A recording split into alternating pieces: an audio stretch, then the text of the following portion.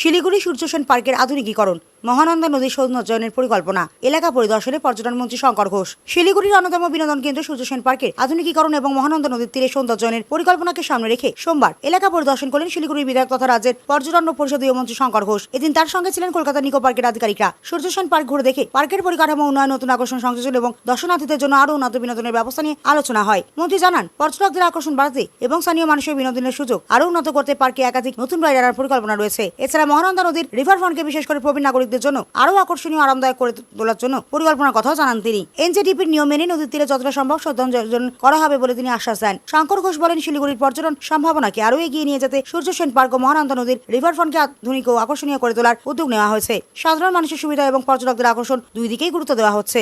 Surya Sen park তার কিছু আধুনিকীকরণ করা এবং এই আমাদের যে রিভার ফ্রন্ট, আমি যেটা ভেবেছিলাম বা আমরা সবাই হয়তো ভাবি, এই জায়গাটাকে প্রপার ম্যানেজড করা এবং আমাদের যা এনজিটির যা নিয়ম আছে সেই নিয়মের মধ্যে থেকেই যা যা সৌন্দর্যায়ন করা যায়, এর মধ্যে আমাদের গুজরাটের সাবরমতী নদীর ধারে যেভাবে তারা সৌন্দর্যায়ন করেছেন, সেটাকে মাথায় রেখে আমরা আজকে যারা নিকো পার্ক ম্যানেজ করেন তাদেরকে অনুরোধ করেছিলাম এখানে আসার জন্য। দুটো সেপারেট প্রজেক্ট হবে।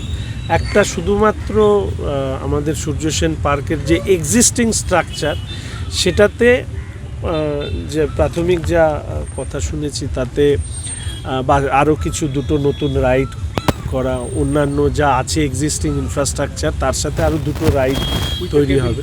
হ্যাঁ, একটা কেবল কারের বন্দোবস্ত করা, একটি ছোট বাচ্চাদের জন্মদিন পালন করবার জন্য এটা একটা উপযুক্ত জায়গা হতে পারে সেই ধরনের একটা ব্যবস্থা রাখা, একটা ক্যাফেটেরিয়া করা, একটা টেরাসের উপরে দাঁড়িয়ে একটু বিশেষ করে আমাদের যেহেতু পাহাড়টা সরাসরি দেখা যায় সেটাকে দেখানো, এগুলো একটা পার্ট। আর এই পার্টটাতে আমি ওনাদের কাছে বলেছি আমাদের শহরের যারা বয়স্ক মানুষ তাদের একটা রিক্রিয়েশন, অ্যামিউজমেন্ট, বা তারা বসে পেপার পড়তে চান, তারা একটু নিজেদের মতন হাঁটতে চান হই হট্টগোল ছাড়া, এবং ছোট শিশুরা একেবারে আমি বলবো যে 6-7 বছর 8 বছর তাদের মা বাবারাও চান, মানে খুব বেশি যদি অ্যাক্টিভিটিস বা বেশি বড় মানুষ আসেন তাদের মধ্যে বাচ্চারা একটু হয়তো একটু তাদের মানসিকভাবে তারা